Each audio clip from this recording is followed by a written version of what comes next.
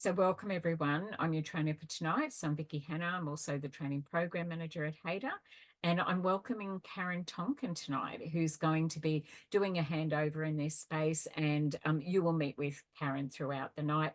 Tonight is Karen's first shadow class to come in and meet everybody. But also she will sit in some other classes as well, but mostly so that she could get a feel for how HADA do it, because every organisation is completely different. And we aren't an online trainer. Your assessment work is online, but our classes are virtual. So we simulate what it would be like if we were actually in a classroom together. That's why I like to do that check-in, how we're going, how we're feeling. Okay, so I will share my screen.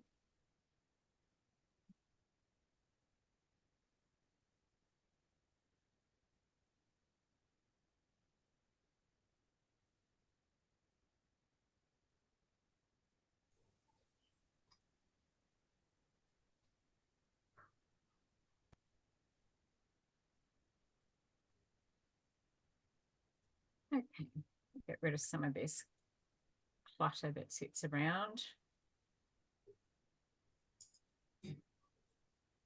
Okay. So we'll just wait for those little boxes to leave. So welcome everybody to our class tonight. So the unit that we are doing is CHCCSL002. This is session 2 that we're spending tonight together. So in this particular class, we're going to work about our skills, our knowledge, the lens that we have as we're entering into this space around working with our clients, that it is non-clinical counselling that we do, and how we do our motivational interviewing in that space, which is all our open-ended questions, our who, what, how, when, where, and why. And we're going to frame that about how we're going to apply our skills and still be us inside that story with our clients. So we'll do our acknowledgement to country. Do I have a learner who would like to read acknowledgement to country for us tonight, please?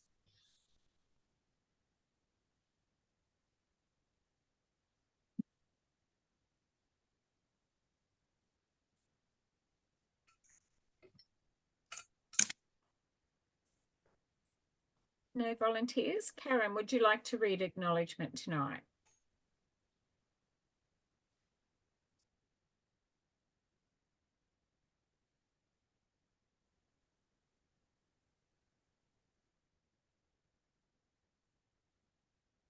In the spirit of reconciliation, Hayter Institute of Education acknowledges the traditional custodians of country throughout Australia and their connection to land, sea and community.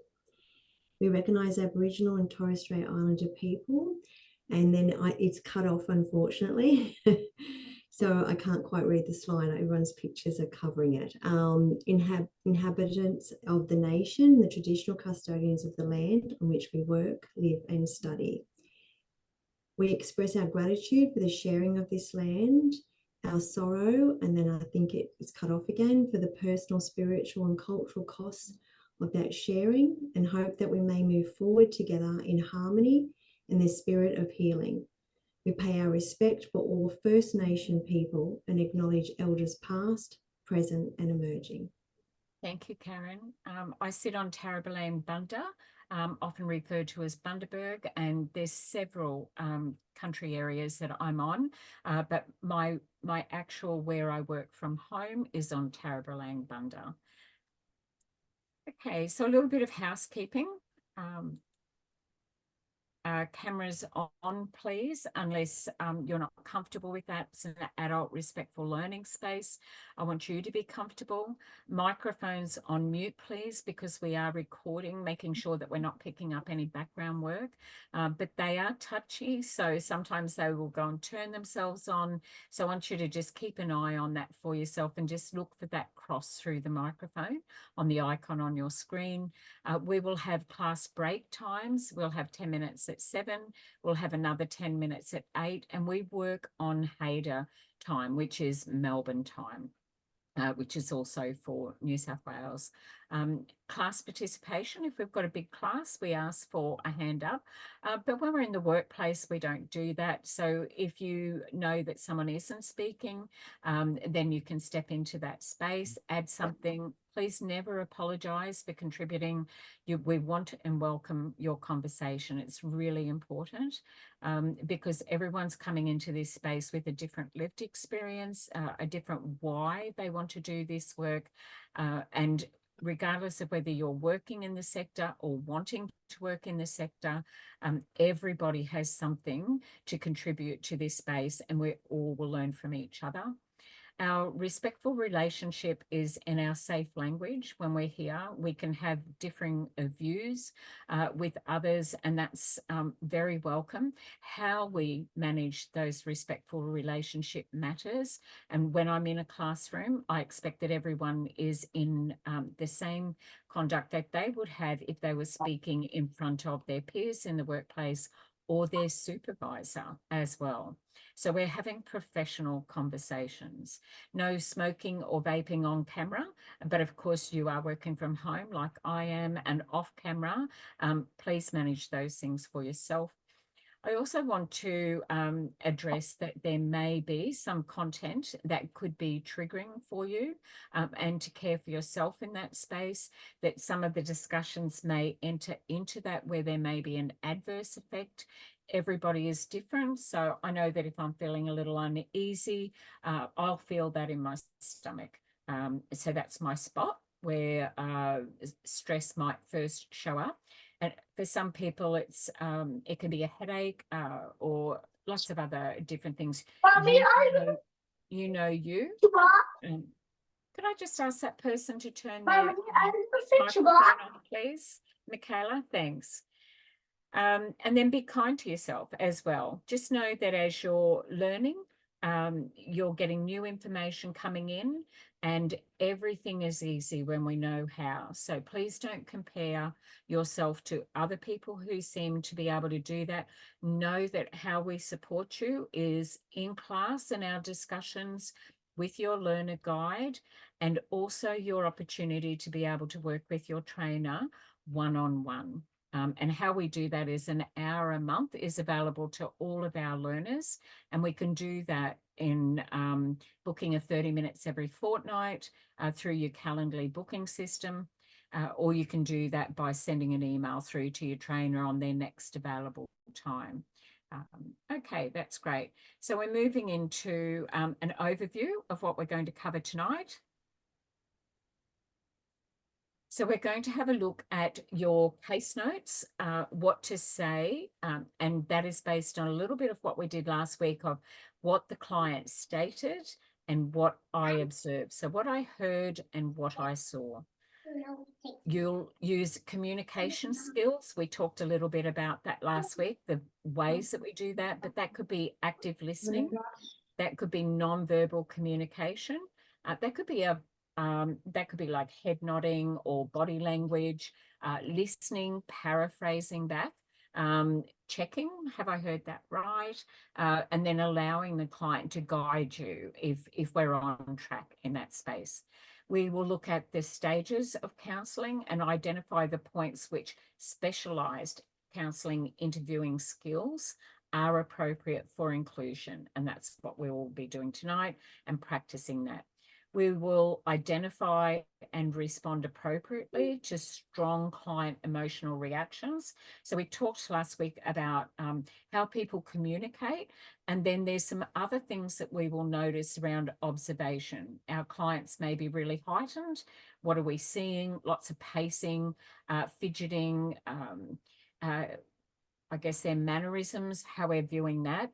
Or they may be flat, come in, sit down, and not actually share a great deal at all.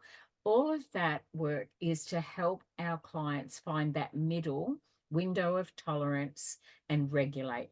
And we can't do our work moving forward if they aren't in a calm state of mind. So it doesn't mean that they have to be exactly there, but we need to be able to de-escalate, or we need to be able to lift a mood depending on how the client presents to us.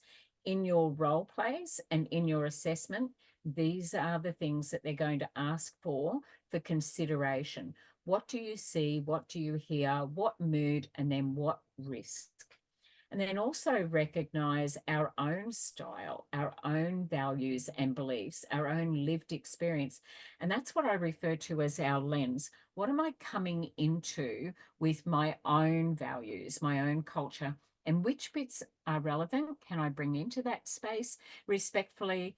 And then which bits must I park at the door and not bring into that space?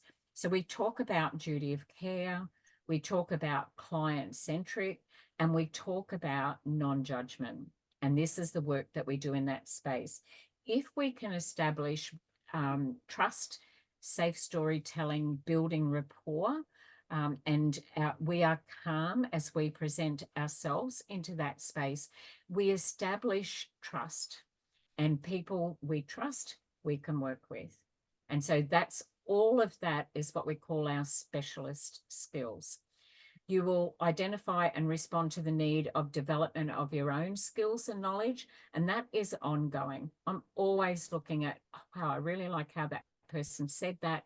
I'm going to apply some of that to my own space. So I'll share with you that when I was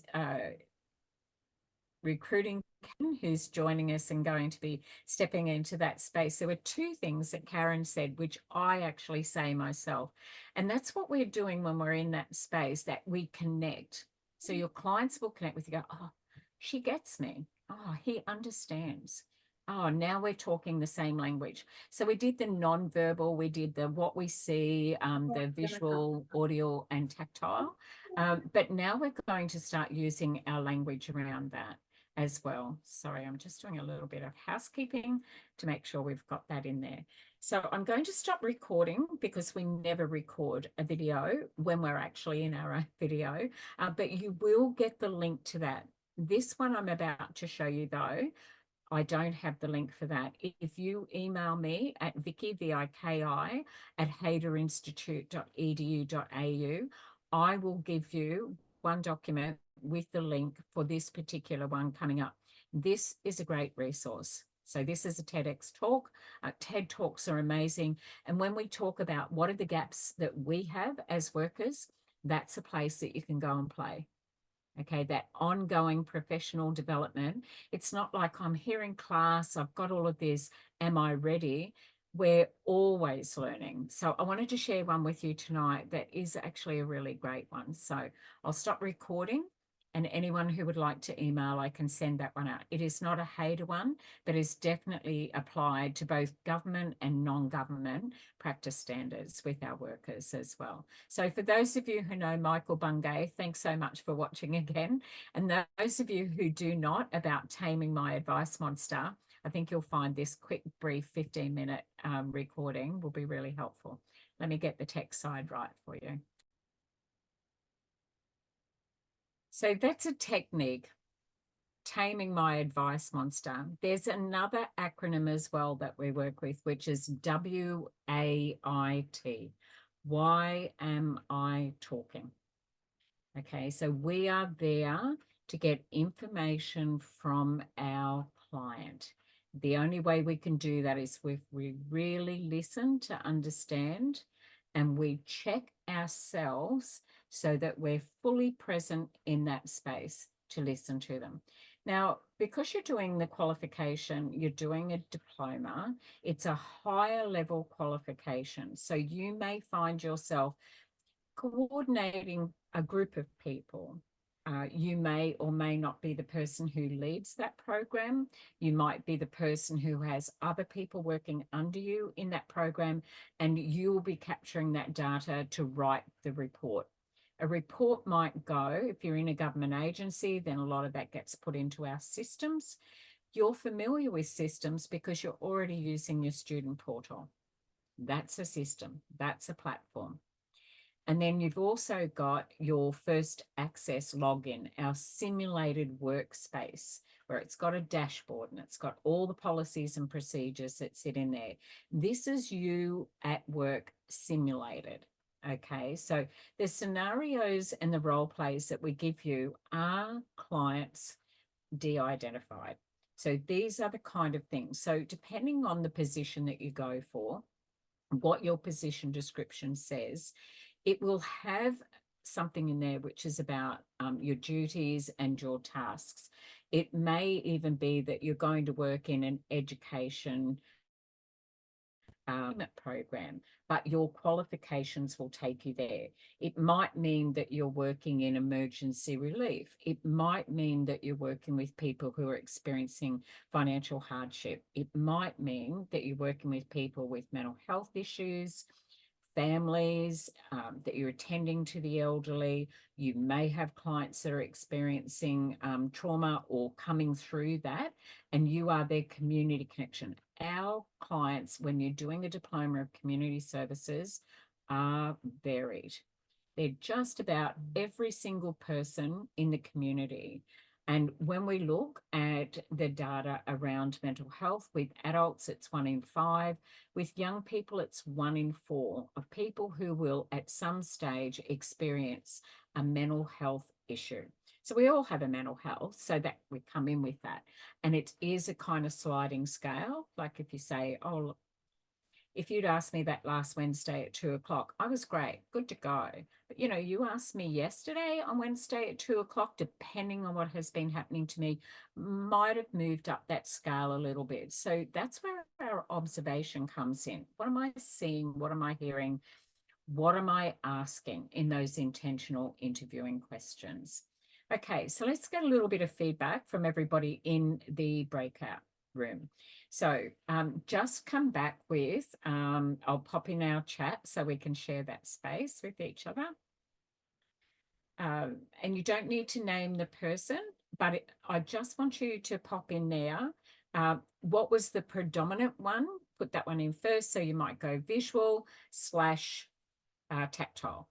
Or it might be just you notice one of those things. We're usually more than one.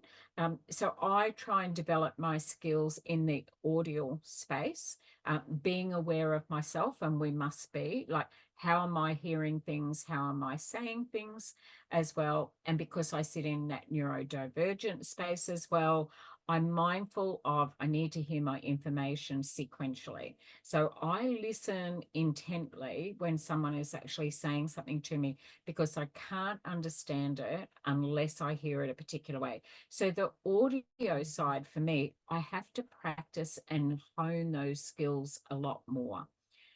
Do I draw a little bit on my intuition, what my gut says? Yeah, I do. I'm getting a feel, a vibe. I still use all of that. My feelings do matter. Your lived experience does matter. You can bring it in. That's what makes you authentic in that space. But there's also some skills that we apply.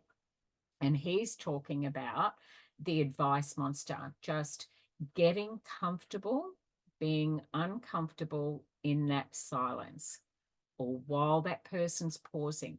We know the questions, they're thinking about them. And he takes them to that next place. And what else? And that's where you'll do your body of work with your clients if you're doing casework. Okay, so let's see some of those pop in. So Amelia, what did you see? Do you want to pop that in there? Just, I can be the scribe. I can do the chat. Emily observed I was audio tactile from our conversation together. Excellent. Thank you, Ruth.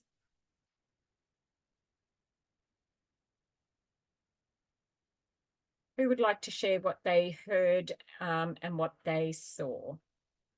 Like I have just I was the counselor and she was my client. So I observed that she was under stress, and she was just confused that what should she do, how she can talk with her children. So she was moving her eyes like up and down and then here and there, left and right. So yeah, so she was just kind of like visual also, and a combination like Oh, audio and visual. Yeah, yeah. And she was quite clear that what problem she has and what are the stresses for her, and but she needs help from a counselor that um, how she can tell her to manage and how she can handle her kids because okay, so let's because stop they are there not. before we Yeah, go too far in. yeah, That is great. We're practicing our technique at intake assessment. We're not yeah. there yet, but we've got to start with our foundation, because otherwise we'll rush into giving advice and problem solving where it may not be. That could be the surface, that could Mm-hmm. be the story, Mm-hmm. that could actually be, this is what I say when I'm Mm-hmm. coming into a place, but we're going to do the work that is what else, deeper down. So we start with solid foundation, and then we add our scaffolding around it. Yeah. Okay. Okay. So what was great about that, Ambreen, was that you also observed the mood under duress. I loved Yeah. that. So well Yeah. done. So Yeah. you Thank picked up on the mood, how regulated or not were they, and then you observed you. visual and audio. And Mm. you were listening, actively listening to hear Yeah. more of the story, which was Yeah. wonderful. Well done. Yeah. And Well done. I was asking question more and more Yeah, deeply to understand great. what is the main problem. Yeah. Yeah. Getting Yeah. to that root Yeah. cause. Yeah. Love Getting to that. the Well root cause. done. Yeah. Okay. Thank you. Thank you. Sharing anybody else? Thank you.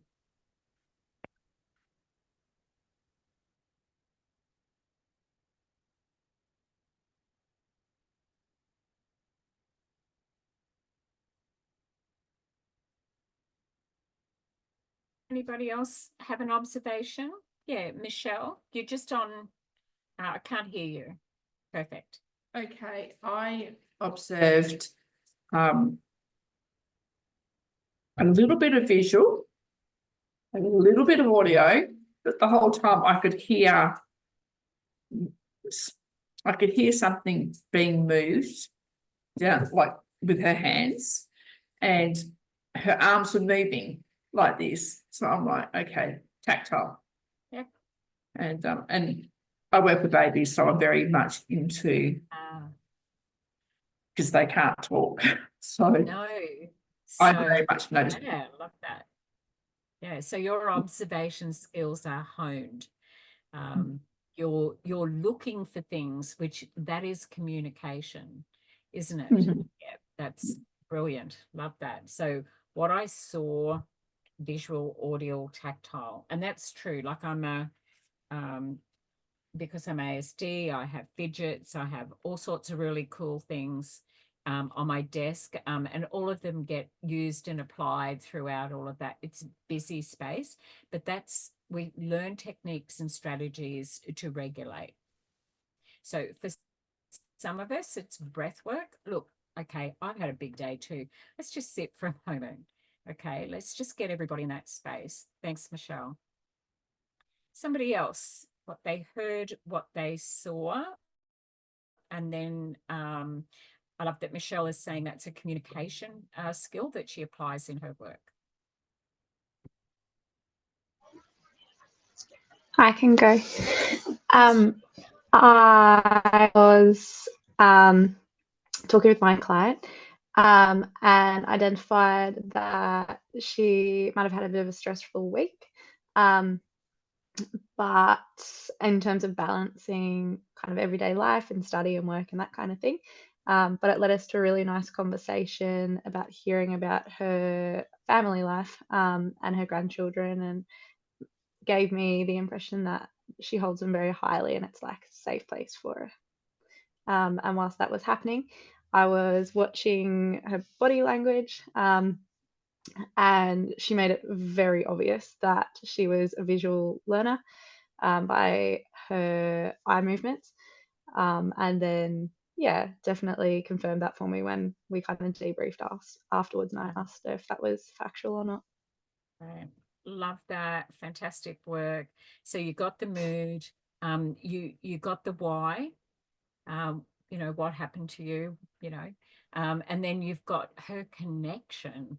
You've got that family story. That was a great stepping off place for you to be able to get that conversation going about motivational interviewing and where can I go? What am I able to get from this person to connect? And then when we connect and we establish rapport, we create trust, then we can do our work together. That's fabulous.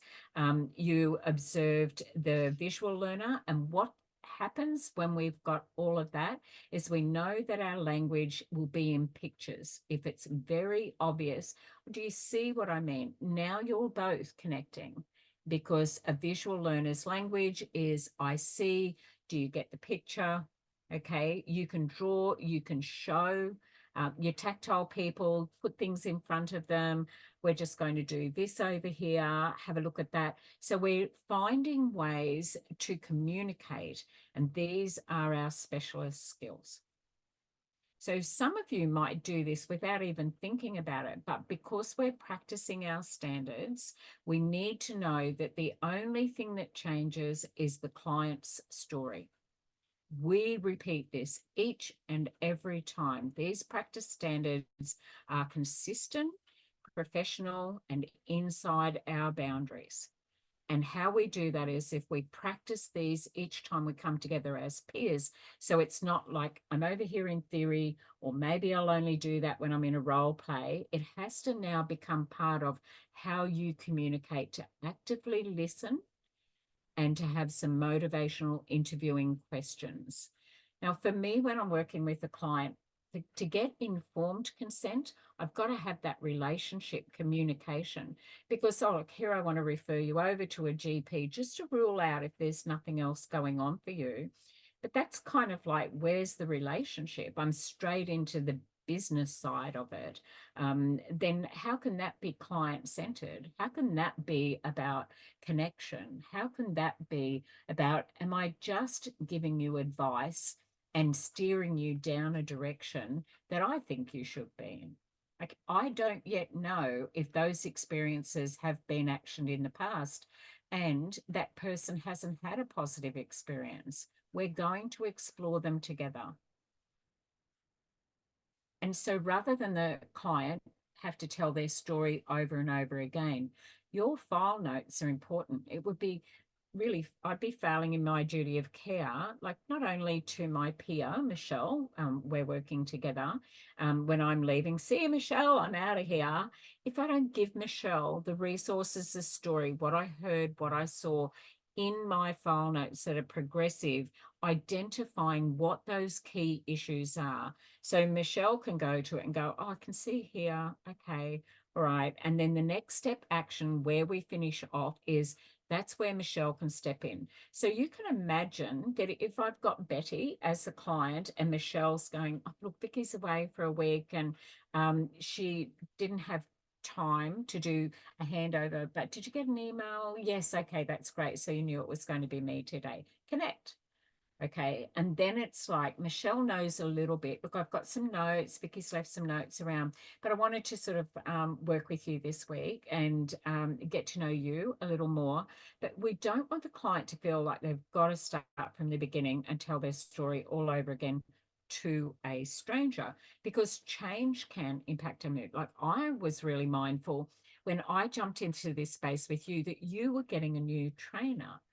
Okay, and what we do does affect other people, but it's about building resilience, adjusting, pivoting. You as workers must develop that skill as well. So know that anyone that comes into that space is going to come in with their own style. Michelle can easily look after the clients.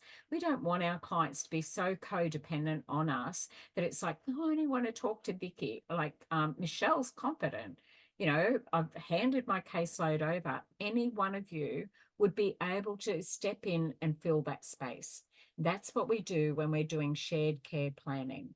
That if someone comes in, otherwise we're messing with that attachment side of things, that codependency. And like he said, if we jump in all the time and do everything, the client will think, and he said this went deeper, as if here, I'm the only one who can do that. I'll do that for you because you couldn't possibly. So we can relate that back to a small child trying to make a bed and not everything nice and smooth, but we would celebrate the effort and the contribution. However, the temptation, like the advice monster, would want to come in there and maybe smooth that. Why do we need to jump into that space and smooth the bed and make it the way we did? Can we not celebrate those small successes? Because our clients could be at their potential, full potential right now. And we need to walk beside them as they go. We're at 7:20. We're going to take a 10-minute break and we're going to come back at 7:30. Is that okay? Great, brilliant. See you in 10. So we're back from our break, and I really appreciate, and Brina's asked some questions, which are really also very relevant here. These are these specialist skills, Brina, that you're talking about. These are really important. So first of all, when you meet, like I knew from your last one, when you went into the breakout room, you established connection. You got the mood. You're doing all of that, but maybe you weren't aware that you were doing it. But this is a practice standard. We duplicate it each and every client. The only thing that changes is the information about the client's story. So your techniques, that's what we're assessing you on, not whether you can come up with a solution for the client. It's about options. So if the client presents for a scenario, that's where we're guiding them. So for every unit, regardless of that one, then we have a scenario. So that's where we'll go next. We'll have a look for this unit. We'll keep our focus here with this one. There is a role play, task 4, in this particular unit. And with this one, it talks about the client is a 27-year-old single father who immigrated from Egypt when you were 14 years old. Your caseworker, Gordon Perot, you play Gordon. You're the caseworker. But your client is Hassani Omar. That's fine, Amelia.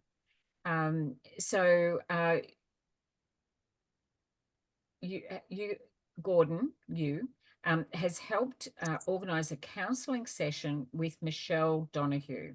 So that's the other person that's going to be in your role play. So when it says to you, you can do this with a family, friend, or another learner, people have to play certain roles. To do that, if you've got a brother, sister, aunt, uncle, neighbour, you can go ahead and do that. If you can't, then there are about 4 role plays that you can do with your trainer and book them in.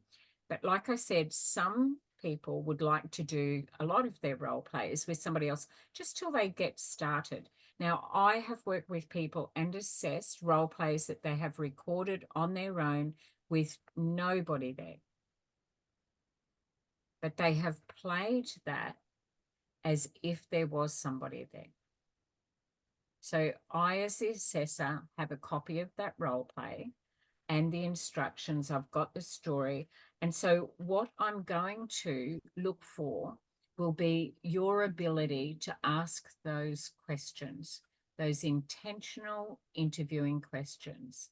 So you've told me last time we were together about this. So I was just wondering, is that something that you still would like us to keep working through? What have you been able to do towards that goal between the last time I saw you and today?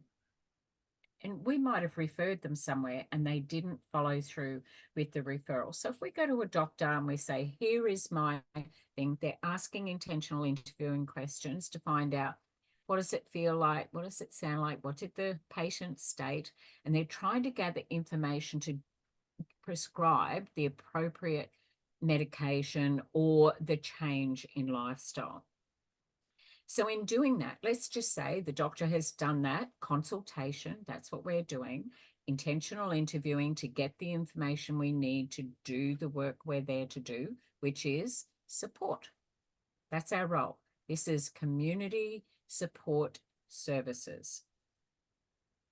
So the doctor might write a script, we pay at the counter, or we show our Medicare card, we walk out. Now, the doctor has absolutely no control over whether we get that script filled. That is entirely up to the patient. They have agency, self-determination at that moment of time. So let's say they're still unwell 6 weeks later, and they go back to the doctor again, and the doctor will go, have you been taking the medication? No, I just didn't really feel like it. I don't want to be medicated. I don't know. I don't want to do that. Okay, so now the next step for the doctor is getting to the root cause of the problem. Why did they not take the medication? What is happening for them? Okay, well, tell me about that. So a doctor or an allied health professional will not try and force you into that, because that's your dignity of risk. You can go, I hear you, I'm still not going to do that anyway. So then the doctor will start working on your social emotional well-being rather than the prescription side, the clinical side. And then when you're ready, then they'll go, well, you could do this. Tell me what it is that's bothering you about this medication. Look, I read it and it said these instructions. And I did go to the pharmacist and they're going, whoa, you've been on this and now you're going that, so now I've got an element of doubt. Now I don't want to do it, even if they fill the script and don't take that medication. All throughout that process, we've got to get to what is it, what's happening for you? And we do that through our intentional interviewing questions. Now, I'm a relatively obedient type of person. I like my GP. I trust my GP. So if my GP asks me questions, I give them the answer. They look at my background, my health record, and go, okay, all right, well, let's just change the dosage or something like that. So if you've ever had a medical procedure, then you would know what it's like to go in and the doctor will say, what can I help you with today? That's us. That's our specialist skill. We're trying to find out how we can best help our client today. So these scenarios are gathering information. We've given you a lot of information, so you're not coming in cold, blind, having to dig deep and get all of that. So with Hassani, Hassani is talking about the other engagement process, and in the counselling process, it's giving you that. My parents were good parents, but strict. They moved to Australia for a better life for me and my two brothers and sister. I am the youngest brother and our sister is the youngest child. My brothers and sister all went to university, all of them. I met some friends in high school who were not so good. They were not, how should I say, aiming for great things. The drugs and the alcohol started when I was about 17. I went to university for 1 year and I failed due to my lifestyle. When I dropped out, my parents kicked me out. I do not talk to them, but I would like to once I have got myself worked out. So they've come to see you to help them unpack what was happening, how they can move forward, that people get stuck but not stay stuck, that they've walked in the door to get help to try and repair in hope and healing, to work with that. And they've got fractured family relationships. There was some varying values between the family. That culture or that family has already shared that was strict, was a good family, but strict. And so there was some risk-taking behavior at that 17 years of age. But they're now 27 and they would like to be able to reignite, reestablish, but they are not there yet. And that's where you jump in. And you may even end up doing a role play. You may play the father for them, or you might say, well, I'll be you, I'll be Hassani, and you be the father. Okay, so it's like, Dad, can I come home and come over for a meal? What do you think your father would say? And you can help them find the language to feel confident to go back into that space. That could take you time. That may be the work that you're doing. So that's your practical work. However, you're hearing what it is, what happened to you. So it's like, oh, I've got a family breakdown, there's fracturing there. And then he goes on to say, they know they have a grandson, but they have not met Mika. You start to get upset. So this is the person playing that role about Mika. You put your hands on your face and you start to get really distressed. So the mood has elevated in that space. As the more they're talking about this, the more distressed they are becoming in that space. What we do then, while we're hearing that story, that is what's being observed. And then he says, I'm no good as a parent. Now we're getting to that work. Okay. So tell me about Mika. Okay. And we start to work on strength-based feedback. Okay. And this takes time. This does not happen in one 45-minute appointment with 15 minutes put aside to do your file notes and the next person walks in the door. But some days it is exactly like that. You may have 5 to 7 back-to-back clients, all with a different story, but your protocol, your process, your boundaries are duplicated. So you practice these standards. The story is the thing that changes. We can't get in that story. That's sympathy. Empathy is if we see that as a whole, that the client is in a hole. We do not get in the hole with our client. Empathy is we help our clients move out of that hole. So this is what happened to them, and they're with us. If this is where we are now, and this is where we would like to be, and we do that in a supportive way. They are your specialist skills. Okay, so what are you going to be assessed on here? I don't know what to do. And Micah has uncles and an auntie and grandparents who he doesn't even know. Tell me what comes to mind. Who would like to share what you think is the biggest problem that Hassani is talking about today? Where are you going to do your work? What do you think is happening for Hassani?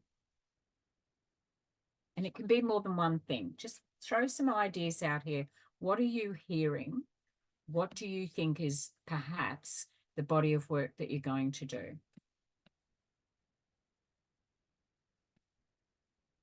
I'm hearing grief and loss. Not necessarily when someone dies. It's the loss of something. It was the loss of a relationship. When young people leave home, their grief and loss around a pet, a family pet that they used to find helped comfort them, not being able to have that pet with them, we're dealing with grief and loss. First of all, the mood where you went to, that was incredible work. So we're looking at that social, emotional first. What would be the mood? What else are you hearing with Hassani? What other mood can we hear? Do you think there would be a sense of guilt because hasn't met their parents haven't met the child? So maybe there's a sense of guilt that the child was born out of wedlock, and in his family had strong cultural ties to what they believe was right and wrong. I don't know. I guess there's a bit of that. I'm hearing a bit of that, Ruth. Us to frame it is the work we will do will be around feelings of remorse. Remorse. Yeah, I just didn't know whether I was right there or not because I haven't read them. Yeah. You are. And that's how it's sounding. But what do we do? What's our body of work? So we're hearing this. Oh, I'm applying some counseling around unpacking those feelings of remorse. The client will come forward. So it's okay to say, even though we hear it a lot in movies and things like that, it's okay to say, and Hassani, how does that make you feel? Mm. And he may then offer, I feel guilty, feel shame. I feel regret. Okay, you're definitely heading in the right space, Ruth. The client finds the language to describe their feeling, their psych ache. It's okay to ask, how does that make you feel? Not what do you think about that? That sits in that below the line. Blame, deny, justify, quit. We sit above the line where we're working to get the client to accept responsibility for the things that they have control over now. If there's some unfinished business to go back, what would you like to do? Anyone who's gone through the residential rehabilitation programs, the 12 steps, it's all about getting into that space of forgiveness.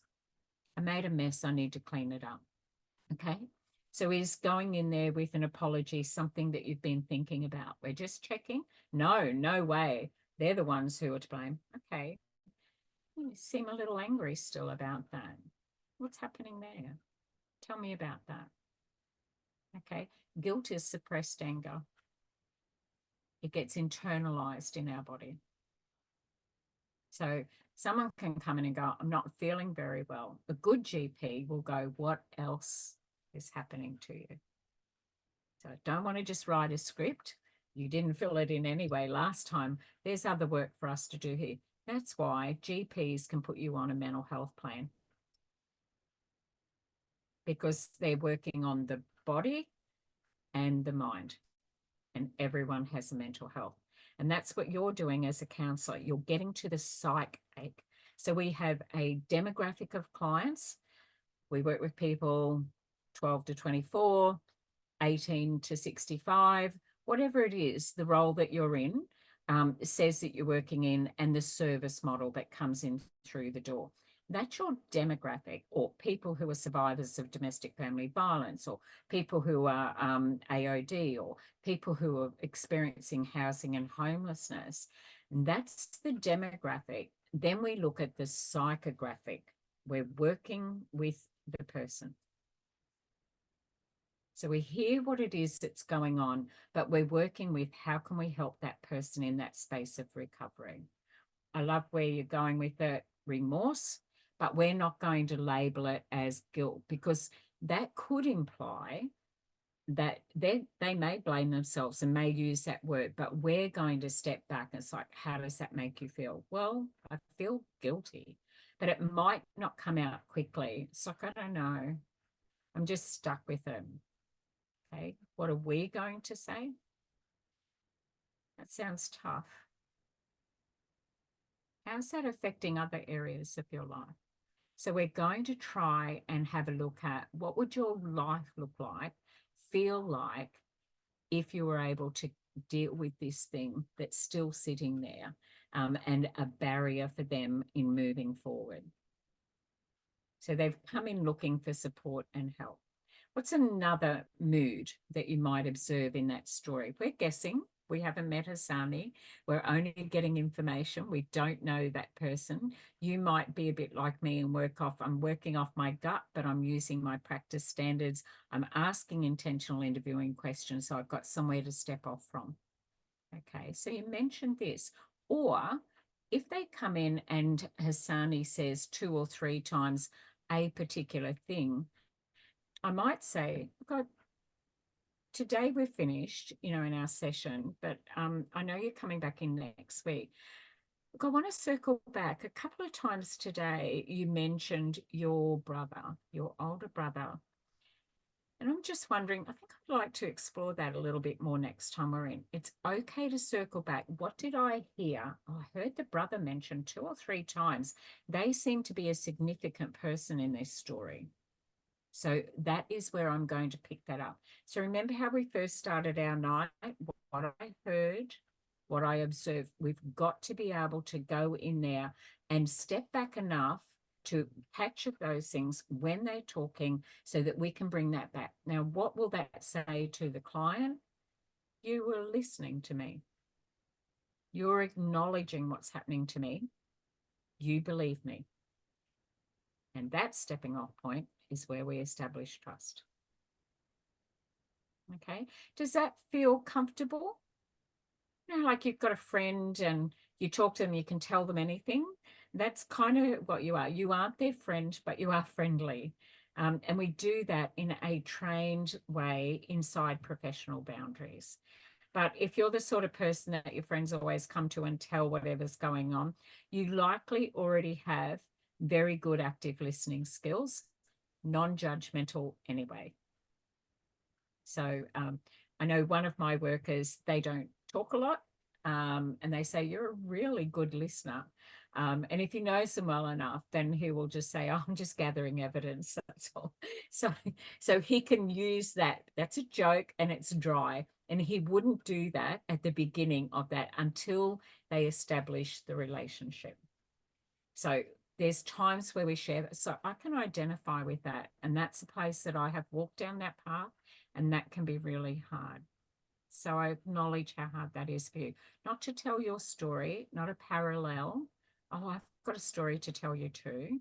Okay, I know what happened. That happened to me. No, there are moments where a lived experience is relevant. It's only relevant if it helps the client, where they don't believe that there's such a gap between you and them. You're this, you're that, I'm only this. It's like, I just want to let you know, I didn't always look this amazing, you know, or I didn't always know what I was talking about. This is where you are sitting in class on certain days, not every day. Some and you go, I got that. That just gelled. This is layer upon layer upon layer. That's why I want you to do your practice standards each and every time, where it becomes natural for you. Then you do that, and then you can really hear and understand. Like he said, the next time what happened to you was done differently because we weren't rushing for, I've got the answer, or I can give you advice right in here. Take your time. Okay. We good with that? All right. So in this step, let me just share. I'm mindful of our time. I don't want to push you too hard. I know I went over our time for our break. Can I just get dropped into chat a number between 1 and 10? Let's do some self-reflection. Okay, so I'm going to check in at a solid 8. I've had a good week. It's not over yet, but I'm enthusiastic. And I've got the energy to take me through to get the body of work that I need to do. And I finish work on Sunday night. So I'm in a good place for a Thursday. That's my self-reflection. So one is, I'm here, Vicky, that's as good as it gets. And I know that we've got 17 people in the room and we don't have 17 people on our screen. So some of those people are going, okay, I'm here, but I don't want to be on camera and I don't want to be on my microphone or contributing, but I'm absorbing it. So the fact that you are here is great. I acknowledge that. Okay. And then we've got a lot of learners who never can come to class, who will be checking in as well when they watch this recording. So 1, I'm here, barely, but I'm here. 5 is I'm traveling okay. You know, I'm just somewhere in the middle in that window of tolerance, you know, not really high, not really low. I'm there. I know I'm at an 8. ADHD people sit in 8 a lot of the day as well. So by the time I finish class, I'm usually about a 9 or a 10. And then it can take me a couple of hours to come off the ceiling. I'll answer emails, I'll do some marking, and then I'll bring myself back to that space where I need to be. What are the tools we use to make that happen? So if you are a 10, then absolutely the rest of the class I'm handing over to you to run, because you are higher energy and you totally have got this. Okay, so so let's throw some numbers up. When you do self-reflective practice, you've got to check in with yourself. So check in right now. Where are you up to on a scale of 1 to 10? Give us a number.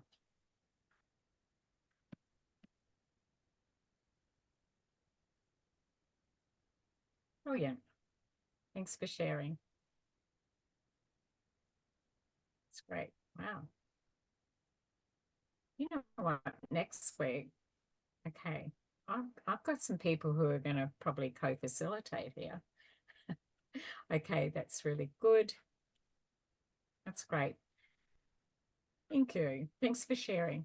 So if I see a 3 in a peer, at work, I'm observing, I'm listening, I'll check in with them and I'll say, and every year we work with, are you okay? That's how we look after our peers. It's how we look after ourselves. You can ask yourself, I'm checking in with myself. I don't think I'm okay with this. I might have to sit with this one and unpack some of that. So I keep a reflection journal, and I have done for 29 years. I just buy cheap exercise books and I keep a line down the middle, brand new page every day. Doesn't matter if there's only a few words. I check in with a number. Okay. I end my day with another number. If I check in as this, how did I check out? Now, if I'm still at an 8, that's actually I'm 2 in my hyper. That's actually not something that I can sustain for long. That helps me be aware of what's happening for me. It also, if I was lower, it could be that, gosh, you know, that last client I worked with, that left an imprint. I might need to shake that off. How do I do that? That line in the middle of my page, what went well? What could I have done differently? I unpack it the moment I take it out of my mind and write it down. This is your self-reflection journal. And then on the bottom of that, I might make some notes. I never identify anybody. If I want to go, oh, if I was talking about myself, DH, that's my initials. I might do that so that that book would never identify anybody. Okay. And this is how we work with our file notes as well. So in that space, I'm looking at me, but I might have a look at what triggered me today. And it depends what's happening for me. You know what? I'm fatigued. This would not have bothered me last Wednesday at 2 o'clock, but why is it bothering? We're doing self-reflection. What's happening to me? The same as what we do for our clients. What's happening for you? You seem a little flat today. We check in on that mood. Have I read that wrong? Yeah, you're wrong. No, I just woke up from a nap. I'm always a little sleepy like that. So it's okay. If your client says, no, you've got it wrong, that's trust.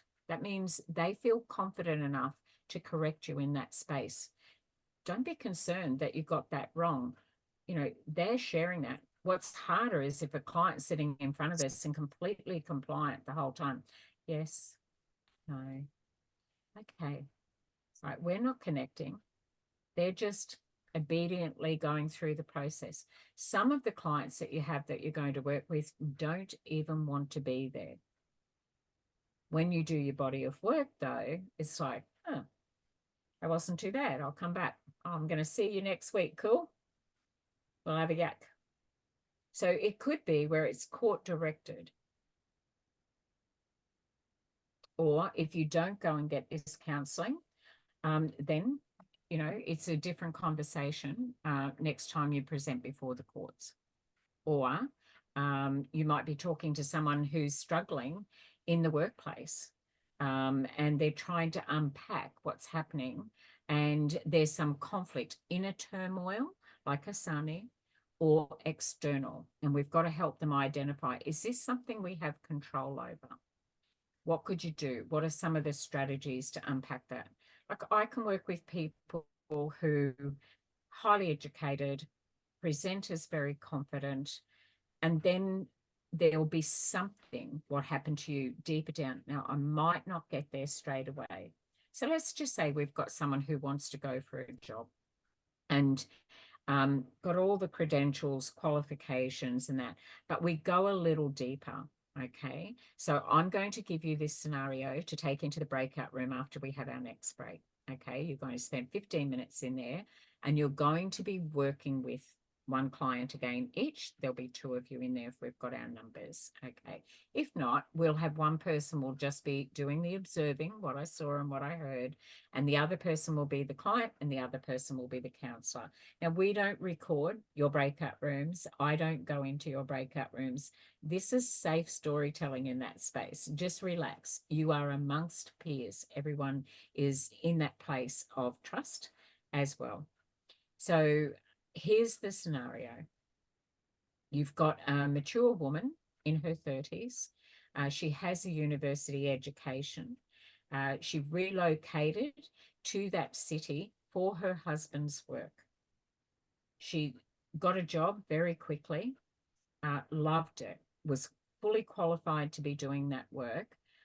The original person that recruited her, they had a very good professional relationship. There was a lot of respect, a lot of autonomy in that space. And she really found the work rewarding, everything she had studied for, and was feeling like she was doing meaningful work in that role.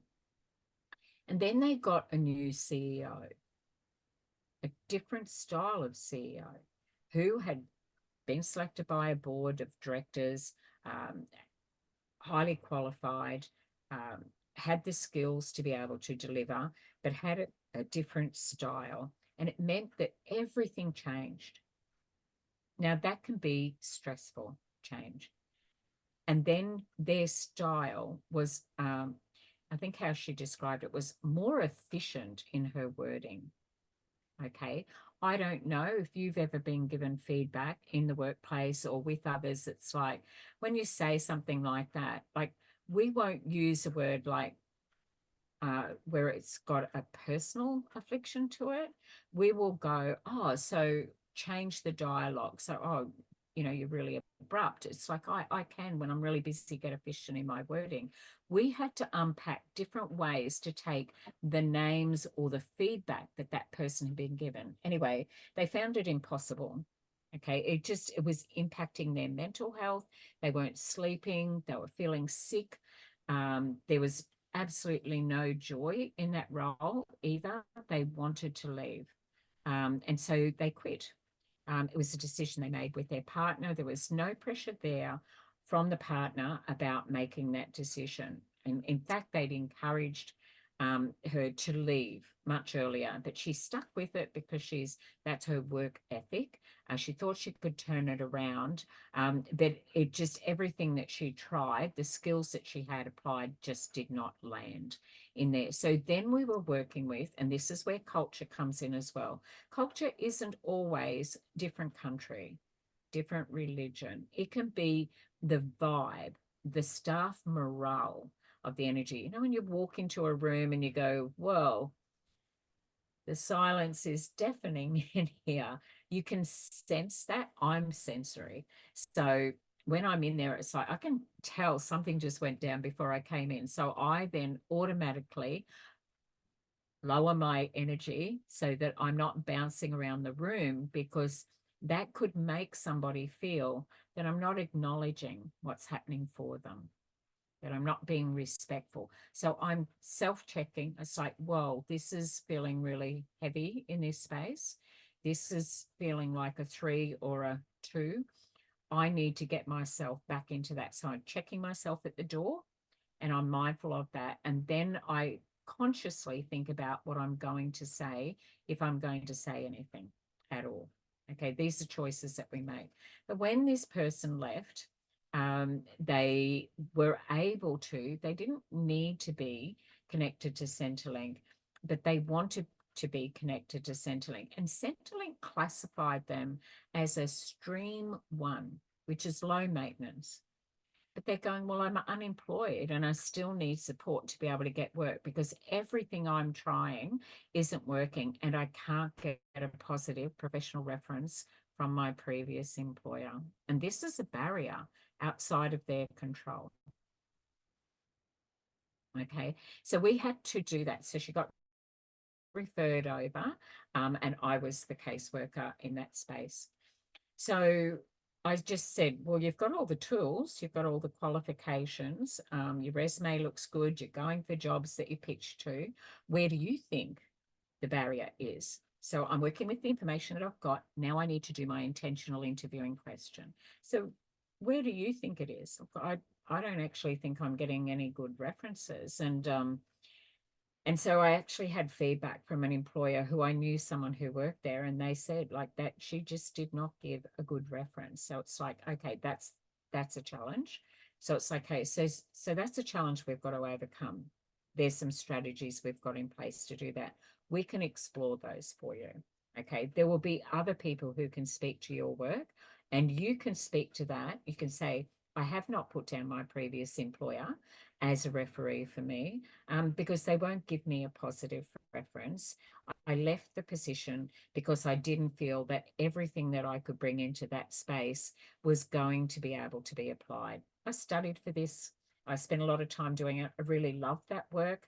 So I want to be in a place where I'm a good fit in the culture, but also to be able to bring, and I'd like to talk about my other referees who can speak to the work and the positive impact that I made while I was in that role. Take charge, take control, and take that back. Now, that took weeks to get that person to have that language to self-advocate. But we've got to start with identifying what happened to you. Okay, so she didn't offer that information straight up. She just wanted to be able to feel better because she was stuck. She just said, I don't seem to be able to crack any interviews. But to do that, we had to unpack what happened to her. That didn't get offered straight away because on the surface, everything looked fine. But we had to go a little deeper. Okay, so I'm not going to tell you the next steps or anything like that. I'm just giving you the scenario. She's now your client. Okay, where are you going to go with that? She's already shared that here is a known barrier to herself, but then there's also some unknown barriers. So it's what we know about ourselves and what we are yet to know. And that's the discovery space. That's the body of work that you're able to bring out in people. Don't overthink it. Don't come up with an advice monster. Park them at the door when we jump in there, but just work with what I'm hearing in that scenario and just see if you can get some of those who, what, how, when, where, why, those open-ended questions. So one of those, for example, could be, why do you think that happened? What do you think was going on? It didn't seem there. Reflective practice, paraphrase back. It didn't sound like it was a good match. Oh, definitely wasn't. Okay, validated.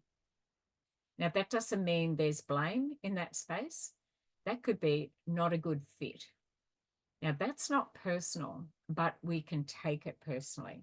And another person can say you're not a good fit in a very personal way. Okay, so that's why we're looking at the emotional side of that. We can get a new resume. We can give them a script to be able to handle an interview. I can give them the tools around that. But what I want you to do is where Breen went and some of you went is I want you to identify the mood. I want you to do the observation, what you see, what you hear, and then I want you to see the next step. Can you identify what might be the root cause? Okay, so it'll happen naturally because you're already doing your foundation. So, so it's your intake and assessment is what you're doing. That's what it's referred to in the sector. You're doing an intake and assessment. I've got a bit of information. How are you today? Was it easy to find our office? Meet and greet, connect. Okay. Gosh, it's cold outside. I started with the weather. That's a good topic to start with, but I'm finding out how you're going. Okay. Intake assessment is what we observe, what we hear, and you're noticing things. The things you'll notice if they look up all those little things, those specialist skills, if they are visual, I see what you mean. Reflect it back. Use that knowledge you now have about how they may best communicate. Because even if the words are stuck and we've got psychache and it's not going to come out, if you're the client in this scenario when you go into your breakout room, you don't have to offer any information. You could be flat. You could be coming in as a 2. And you're not going to chat. You're just going to work out whether I've landed at a soft place. And that can feel harder because you have to be comfortable being uncomfortable and park that advice monster. Gosh, we're quiet. We've been here for a while. Someone better say something. It's like when we do acknowledgement to country and I say, who in the class would like to? I don't jump in and interrupt, but if nobody wants to, you absolutely have the right not to. So then I ask Karen, would you do that for us? Or I am happy to as well.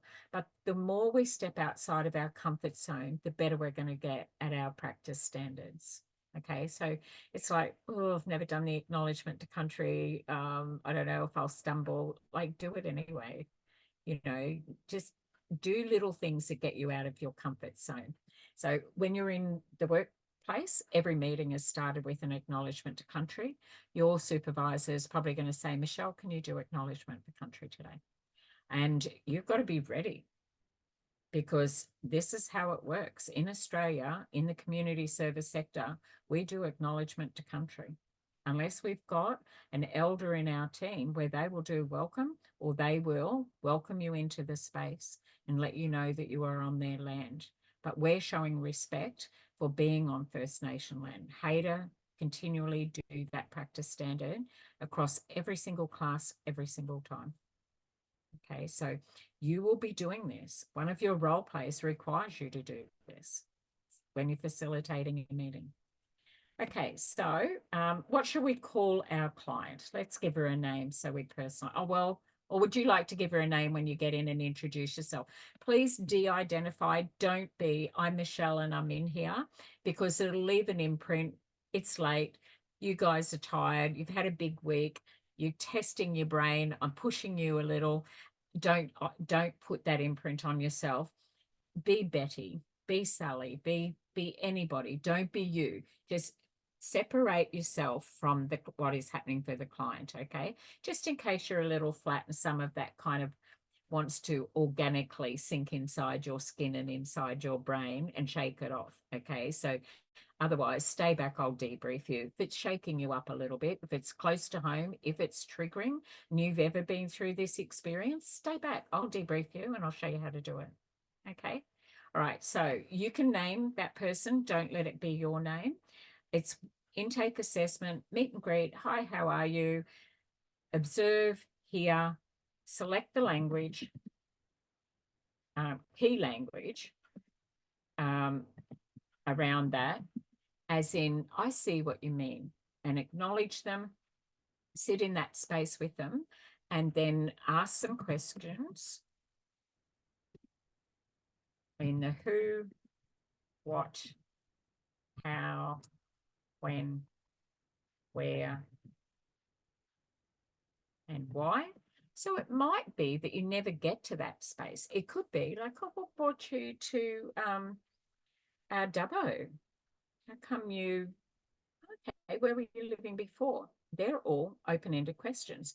This session, you might not get there, but if you do, and some of you might want to, let's get to what is the root cause, knowing that they came in with one thing, help me get a job. What else is going on in there? So we right with that? We'll jump in. We'll have 10 minutes. We'll come back. Okay, so don't get too bogged down with it. 10 minutes, come back, shake it off for 5 minutes, and then you'll go into either a break, or those of you who would like to step out at 8:30, I will continue with the PowerPoint slides if you would like to then apply what you've learned tonight into some of your work that you're doing. Those of you who would like to stay are very welcome as I go through the slides, but I know you've got a copy of them. And I'm not here to chalk and talk. I'm here to help you unpack the skill set around these specialist counselling skills. And then I'll follow up with your theory with your slides. We're good to go. So I'll stop recording. Welcome back, everybody. And for everybody who watches only the recording, I was sharing in the break while you were in there how much feedback I get from all of the learners who can only ever watch recording because they've got conflicting priorities, how much they really appreciate when you come back out of the breakout room and share what your key learnings were, because they feel as if they're missing out on something. It's like, oh, they all get on really well, and it seems like there's these really rich conversations going on, And I feel like I'm missing out of that in a breakout room because we don't record it, and we never will. That's that private, confidential, safe storytelling space for you with your peers, and we never discuss those things outside of class. However, they really want to know. So that's why I send you in with a purpose, the same as what you're doing when you're working with your clients. We're going to now have a look at this practice around intake assessment, what you saw, what you heard, what we think we saw, what we think we heard. I think that's important to clarify there too. Maybe we got it wrong. Our client will tell us. And then select the keywords based on I hear what you're saying, or I totally get that. You know, I've got a handle on that. Yeah, that's really something. So we working with that language. Ask those who, what, how, when, where, and why questions, which is what you did. And then the root cause, which is guesswork. It's perfectly fine that we're not quite there. Okay. All right. So just out of, I won't put that there because we're recording. I'll let you speak freely in this space. So we had 3 rooms and we had slightly bigger groups. We had a Hader learning counsellor. We had our client who was looking for work, and there was other things going on. And we had an observer, or more than one observer, depending on how many people you had and how quick that person was to say, I'll be observer when they jumped in. Okay, so let's go. Let's hear back from one of the rooms. I'm happy to start if no one else wants to. So in our room, I was the counsellor, and so I met with my client, and we started off by kind of chatting a little bit about her week and how her week has been, and from that I was able to come to the conclusion that she is struggling a lot, obviously with the unemployment side of things, which led us into kind of asking her to come up with some potential answers as to maybe why the job interview, or sorry, why the jobs aren't getting back to her. And eventually, snowball, we led to talking about how she feels quite a lack of self-esteem at the current moment. So just by some things that she was saying, so I was able to kind of hear that she doesn't feel like she has much of a support network, because at the previous job, prior to things going downhill, it was a really collaborative team environment. I was able to see that she might have been quite anxious to chat about it, from kind of, just her body language a little bit, seeming a bit nervous. It was quite a low mood as well, it was set. And then I went into asking her a little bit, kind of honing in on the lowered self-esteem. Like, when you did have higher self-esteem, what was it that was contributing to that? And we identified that it was that team and that social networking kind of thing and having support. And then we looked at other avenues out of the work environment that she could get support, and she identified that that would be really helpful if it was to ever happen again, that she was in this situation, she'd have this support network that wasn't linked to a work environment, so it would always be there. And then we looked at, asked her what some ideas were that she thought, and she said she's always liked sport. And at the end of the interview, we talked about maybe next time looking into some sporting clubs where she could find that socialization and the collaboration. Oh, I love that. So you identified the gap. Here's what I heard and here's what I saw when you gave me that, Shanika. So you did your meet and greet, and that's great. Soft connection. You picked up on the mood on the surface, like what was the first initial presentation. Then you went into this curiosity, wanting to know a little bit more about them, and interested and acknowledging one, them as a person, and out of interest, then you went into the mood a little deeper because you were building that rapport, and that was happening. There was purpose around it. What was the trigger? So it was about the unemployment. And then you asked some intentional interviewing questions, and you were able to identify the root causes, the disconnect and the loss of that social circle, and they had become lacking confidence while they were going through something challenging. However, they felt that they had no support around that, and that they used to get a lot of their support when they were in work. And where you went is where I love to be. In the meantime, what can we do right now? Because is the job really the solution to this problem? Or is this, I know, beautiful work, loved it. Thank you so much. Great. So did you feel as if you were able to get going and do a little bit more work next time they came in? You had something, that hope and healing in there was there, like, I'm looking forward to it. That was great. That's what I was looking for. Amazing. So Shanika, do you work in the sector currently? No, I work in out of school care, but I guess sometimes you do have, not to that degree, but conversations with kids that might stem in that direction. Okay, so you get an opportunity to practice your skills. So when I'm giving feedback to Shanika, thank you so much. Know that I would never have been able to have done that when I first entered the sector. So when we talk about being kind to yourself, if your response and how you bring this back is different to hers, then it's supposed to be. Okay, this is where we start developing our skills. We are in safe storytelling space with our peers. Okay, you are learning and developing, and you're learning from each other. So if you liked how Shanika did that, it's like, oh, I've got this invisible toolkit, I'm going to add that to it. Like, oh, I like how she did that. That was good. That's the language. And so if I was learning a new language, I'd have to practice that. I'd have to hear it a few times. I'd have to try it out and get it maybe wrong and get some feedback like, oh, that's funny. It's this. Oh, is that what that is? So be curious, be welcoming towards learning and growing in that space. Don't compare yourself to others. All right. This is your journey in here. Okay, let's go to, I don't know the room numbers, but I know we had a second room. So what have we got? Who's coming back with that? And tell me the role that you played in it.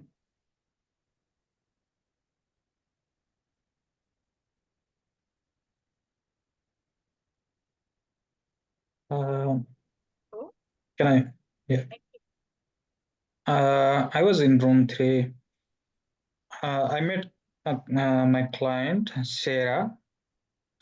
When she first came in, she was a bit anxious, confused, and a bit low in the mood because she told she quit her job 3 months back, and she's struggling to get a new job.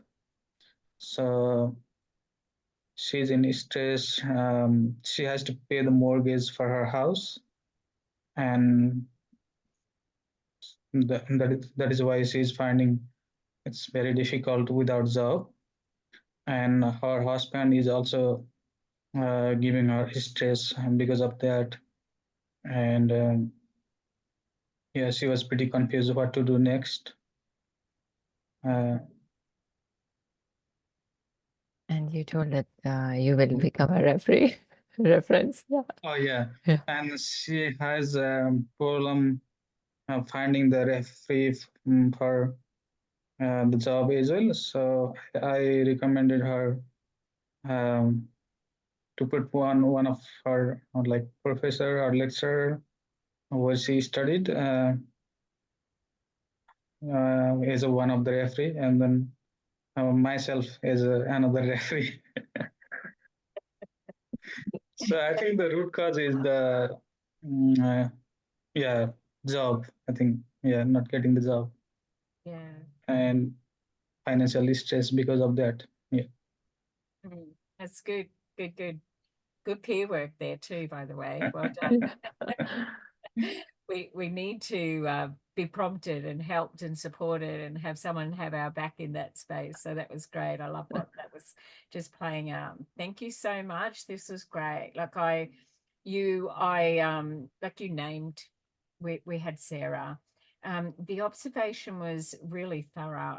You paid attention to that in a low mood. However, you also identified how long they had been in this space, like 3 months around that. Yeah. Gives us some kind of an indicator about how long it took to be there, and then likely how difficult it might be. I also identified that she was stuck in that space, and you weren't trying to move her out of any of that. You were letting her sit there and connect with you as a worker. And I really like that you acknowledged that that's where she was, and rather than your advice monster jump out, well, no worries, there's 5 jobs here, off you go, go for them. You sat there and let her sit there in that space safely. And I really liked that. I got a nice feeling out of that as well.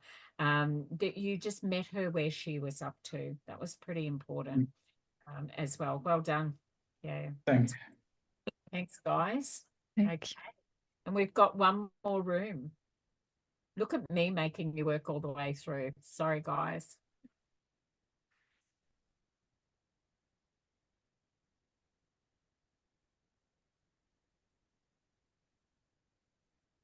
Have we got somebody from the other room? I'm going to say room 3. I'm happy with the 2. We're good with that? Okay, let's go. All right, so we've unpacked 2 great approaches. Same scenario, different workers coming at it different ways, observing how they're presenting and coming in. We meet our client at the pace that they're up to. That's such respectful space to be in, acknowledging, being believed, not feeling that you're being rushed to move to the next stage. Well done. How did that feel? You feeling like you're getting your mojo on in there? It was quite funny. Like I was just thinking, I was just making and assuming that I'm in that situation, and I was just making stories. It was good, and I enjoyed it. Yeah, good. And we do, as we learn more, we'll feel more confident with ourselves and say, I've got this. So the more we do, the better we get. Yeah. Of course, if it's a little bit, brand new shoes, putting them on, I love Yeah. them. They look good, but they're a bit uncomfortable till I wear them in. We kind of have to wear ourselves in. Every Yeah. single one of you will have your own style inside that framework. So Yeah. it's the steps are the same, but you're coming out with something completely different because you are completely different, and you're still getting there. You're still doing great work, meeting the client wherever they're up to. So it's wonderful. Excellent. All right. So any questions that I can answer for anybody between now in a wrap up? I'm going to stay back and keep doing your slides, but I wanted to come out of service to you before you wrap up, or if you would like to wrap up, and we'll see you next week.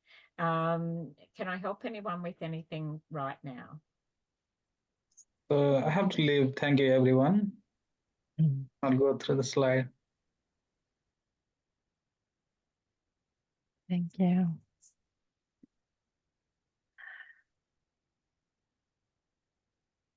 We good? Okay, well, I'll Vicky, yes, I would like to send you an email because I would like support with my assessments and a little bit confused. I know what I have to do, I think, but anyway, I don't feel confident. Okay, let me 100%. just hit pause, and I'll come back to our recording for everybody. Okay, so welcome back. So we covered a lot of ground tonight. Look where we got to with our slides.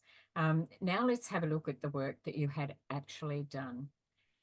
So around this slide here, and you've got a copy of these, we had a look around additional information that we bring over from session 1, which is around our mandatory reporting. So that is the time where we would maybe take our counselling over to a different direction. So we have our duty of care when we're first in that space. That is less about our specialist skills when we're doing casework, and that if there is a high risk, that is what we must address straight away. Tonight we've worked on mostly moods, but we will certainly circle back to the protocols, legal and ethical. We talked about how to communicate effectively, and we did that in our activity. We zeroed in on some of the skills set that we had from last week, and we put them into practice as well. And we did that with each other, which was excellent work that you did tonight. We talked about your case notes, what we actually put in. Then we have a look at mapping, and next week we'll go further into our written work, but we're starting with our client in the centre. Always we have a look at, tell me the people around you. I've got the primary client, and then we might have family, friends. We might hear about an employer, we might hear about a neighbour. We're not quite sure, but I think, Karen shared a really great point tonight, is that family don't necessarily have to be related to them. We're related to our relatives, but family can be other people who I refer to as significant others. So we make sure that our case notes have integrity over them and can stand the test of scrutiny as well. Must be factual. We're getting a picture. Privacy, confidentiality and disclosure, it must be informed consent. So under the Privacy Act, this is definitely one of your assessment questions. Your client records and confidentiality should be followed at all times. I've gone over how I won't have personal information in chat because we're in a recording, and then that recording can actually go out to other people and be viewed. The moment it goes elsewhere, we don't have that full control around that. So we're looking at the environment when we're doing specialised counselling skills. We're looking at this picture and thinking, okay, so they're in that not quite confront, slightly adjusted. Setting the scene is very important as well. So how do we demonstrate that? So the client I'm identifying, I may be wrong, I think it may be the male in this scenario, but I can't tell. I'm just, I guess I'm guessing. And then with that counsellor in there, where am I getting my view about that from?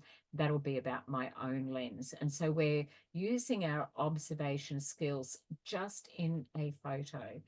What am I getting from that? Am I filling in the gaps? Am I coming up with a story that may or may not be accurate? So our stages of counselling is we do our initial discussions, intake assessment, get the information, get the story. We explore what's happening for you, the client's issues. We do an assessment of the client situation. We did that tonight around our mood, how they were presenting. We look at what would be the goal. What would it look like if things were working well for you at the moment? What are you hoping that things could look like if they were better? We look at counselling intervention. We will go deeper into that space as well.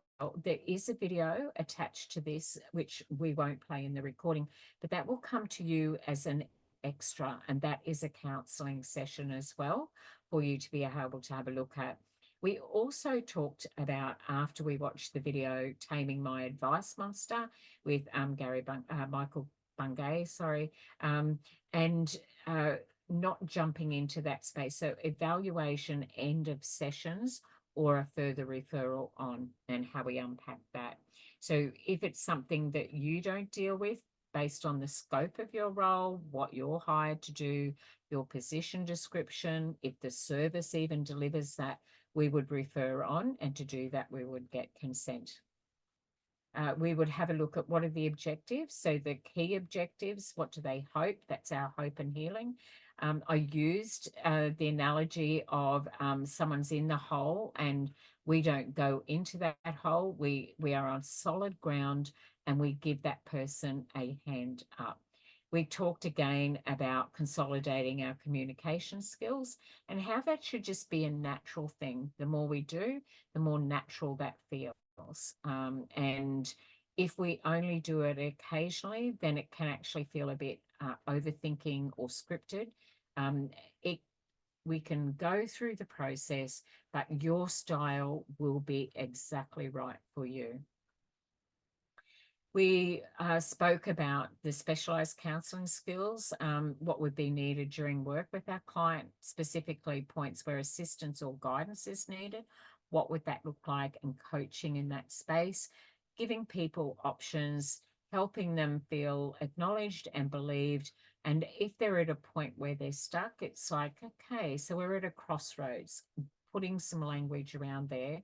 Let's have a look at what that's like. What do you see in the past heading back there? Okay, and what do you see if we're moving forward? And which bits of what has happened would you take with you? And which bits would you like to leave behind? So we're helping them move into that rather than bounce back, that phrase bounce forward. The anxiety and the psychache sits in something that has happened to them. And then fear and uncertainty and anxiety is what could happen in the future. So we are working in that fully present state. Okay, so if they're emotionally heightened, we need to be fully present and to bring them into that space with us. To do that, we've got to check in ourselves and make sure that we're okay before we jump in.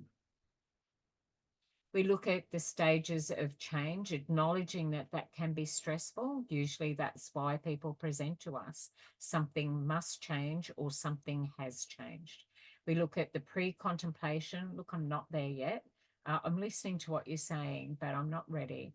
I'm going to contemplate it. I'm going to have a think about what you said. Let me process that. I'll say, let me percolate on that. I just want to sit with that. I'm not a reactive person. I like a certain amount of information, but I don't get stuck in that paralysis of analysis where it's like, oh, I haven't got all the information. I know how to self-reflect and go, have I got enough information? And if not, what else might I need? Okay. Then we do our preparing. We take action. We're supporting our clients in that. Then, okay, that's going really well. And then we do the maintenance. That's our ongoing support, our progressive file notes, revisiting. There could be some relapse where it's like, oh, I tried it and it didn't work. Okay, let's sit with that. Okay, what was happening? And then we go back to that space where we do that work. And then there's that point where the client will exit from our service. Or we may exit them because where we're working says you can see them for 6 sessions or 12 weeks or whatever this duration of need is there. Some of those things are actually happening for that client within your service model where we might like to work with them. But if we only have 6 sessions, we have to get them traveling here.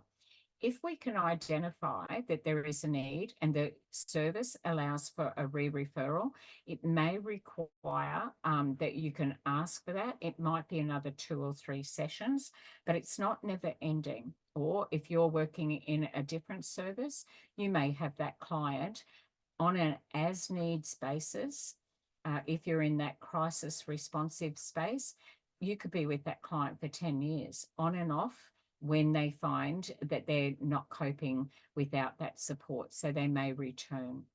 They may also leave town. So we need to make sure that we're giving them a toolkit of their own and that they have agency around that.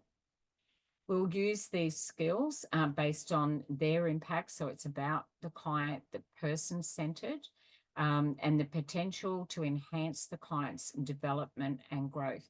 It isn't about us identifying what we would do to fix a problem. Our counselling interviewing style will be quite unique to us. We were in our space around what would we do intake assessment, and you identified the challenging, the reframing, the focusing, and nobody came back with a confrontation, but we will explore that and enhance our skills as we progress. So client development and growth is about emotional understanding. We talk about psychic, improving self-esteem and confidence to take charge and take control of the things that they do, believe that they have control over their ability to manage mental health issues. So we work in a non-clinical space, but we may have clinicians, a nurse or psychologist or a mental health nurse or practitioner, other allied health professionals in that space. I can do certain things in my role, but the program that I run outside of HADA does not require me to do that because it is not supported accommodation in the housing and homelessness. So I refer on, and that is the support plan that's around. I refer to that as the Alliance Circle. Who are all those people that we have got in that holistic wraparound support, so that we are not creating a codependent relationship with our client? We won't be all and everything to our clients, and that would be an imbalance for us as workers and also for our client. So we look at controlling any of those emotional responses, as in breathing techniques, stress management, well-being, and understanding of their behavior. It makes sense that you would be feeling like that. This is a really difficult thing. Acknowledging and validating. We look at the client's response to these things, anger, rage. Here are our heightened. And here we are about that middle, that space there. It's like despair, relief, acceptance, where we are. A lot of those are stages of grief as well. And the hope and healing is the space that we work in. We reflect on their actions, noting in our file notes. Reflective practice is about how we felt, what we saw. Reflection back for the client. This is what I see. This is what I hear. Strength-based as well. I think that's really important to help build and encourage, identify and acknowledge the progress that they're making, and thank them for sharing and trusting you in that space. Give them some feedback as well about, look, we've done some good work here and it's been tricky. So reflective practice in your PowerPoint slides, it actually does give you the link. But this is a different role. You are not going to be a social worker. You are going to be a community support worker. And so we need to stay within the scope of our role and refer on to other practitioners who do a different body of work. Unless you've got that qualification and you've been hired to do that, if your position says this, we work within the scope of our role, and only that, regardless of whether we have that skill already. So we evaluate and give positive feedback. We can acknowledge that's tough, that negative side. We're not dismissing that. We're letting them sit with that and have an understanding around that their response to that would be a natural response. And we conclude what the outcomes were as we wrap that up, and deciding how to improve on this in the future. And that's what our hope and healing is in that space there. We've done some evaluation around communication. We look at our barriers. We need to pitch at where that client is, if they are affected. And some of our clients may have an auditory processing disorder. We need to be observing for what is going to be the best communication with them, but then also what might be a barrier to that. So the use of how we use our verbal and our written, use of our body language, and then observing theirs, and then challenging within the counselling session. It's like, for us to be able to do some work today, we kind of need to find our centre. If they're fairly heightened, then we need to encourage and invite them to come in. And it's okay, there's ways to do that. This is where we can do some share. We can go, look, I've had a really tough morning. I'm going to make a cup of tea. Can I get you something? Here's some water as well. Now, you don't open that water, but you can put all of that around, and it just helps them disconnect from that mood that they're presenting with and bring that back in space. We may have someone who's fairly aggressive, and it's about how do we work safely in that state? Do we continue working with someone where there's a lot of us to have a look at? When we're working with people who have experienced trauma or they have post-traumatic stress disorder, which means after that, it's the timing, how they are supported when that incident has happened. So it's very important that we look at that. We recalibrate. We look at the space, the mood that they're in, that headspace, the predictability. This is what you could expect. A perspective, how we attribute it to what happened to them rather than to them, and then how we do that reciprocity, the support that we put in place, our individual support plan, and the choices always around that client making those decisions. So trauma-informed language is something that we will unpack as we dig a little deeper. We look at the data around it and Phoenix Australia, and there's some great resources in your learner's guide. And then, of course, you have the PowerPoints, and that is in the link as well. I won't go into the video recordings. We look at the lens that we go up with, what we enter in that space, knowing our lived experiences have value, but is that an opportunity for us to speak about it if we think it is? So we go inquiry based. We have a curiosity. When we're unpacking for ourselves, we use a self-reflection journal. And I've shared with you that I have done one every single day for the last 29 years, because I can then go back when I'm speaking to someone or debriefing around it, I can have a look for patterns. Gosh, you know, when I'm fatigued or I've had that kind of a week, this is what usually happens. So then once I can see it, once I can acknowledge it, then I understand it, then I can do something about that. So what are their expectations of what my role is? Don't overpromise and underdeliver. That is, we are not rescuing, we are counselling in that space. So it's very important to remember our clients may be vulnerable or susceptible to attaching how their well-being is. We must keep those boundaries, but we can do that with unconditional regard and with compassion. So that's in our breakout room there. So developing our interpersonal skills, take the time to invest in your own continuous improvement. Jump in and have a look at some TEDx talks. Some of you have emailed me and said, can I have that document with the link? But you can go straight to TEDx and put in My Advice Monster in your search engine, and you will see some amazing recordings. Just put in the keyword that you have an interest around as well. We've got our clients assessment. So do you have the knowledge and skills? When I was talking about before we went in the breakout room around, it was about job search, you know, what skills did they have? What knowledge did they have? And then what performance, that is the capacity. So when you come into a role play, that's what I am doing for you, because we're simulating what that is like for you as a worker in the sector.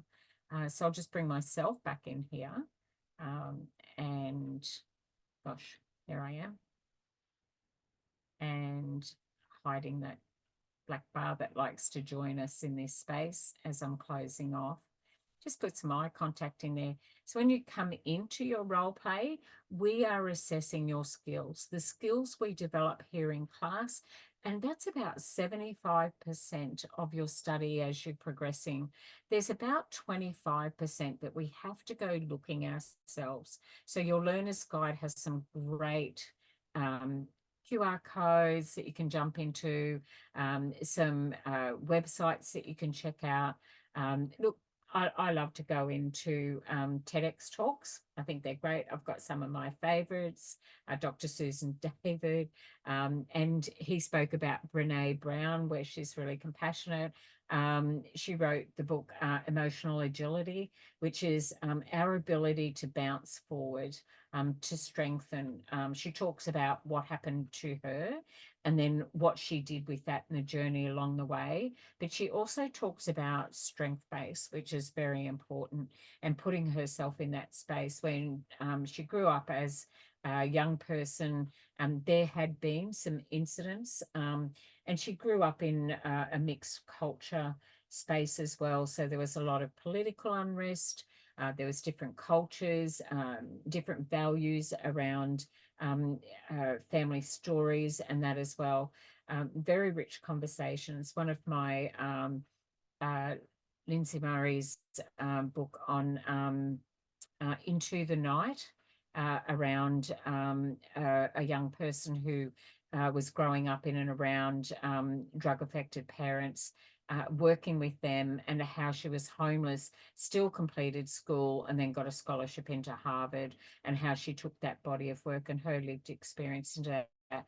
So there are some absolutely amazing educational resources, and it never stops. Like, I will watch TEDx talk. I'm always reading. I'm always learning in this space when I jump in with you. And I want to thank you for your time again tonight, and welcoming Karen, who you're also going to have in this space. So I would like to hear some feedback from you as well, which a lot of our learners can do when we're in that space. Do we feel that we've getting our needs met in classes? We can only improve if we get feedback from you. So a lot of you will put that into our Google feedback and our star. We need feedback from you to be able to know if we're hitting that mark for you, and being able to share that experience with others and your journey as well. So I will wrap up our night. I will stop sharing, which I know you have these as well, and I'll sign off and say good night, and we will catch each other next Thursday for our next session.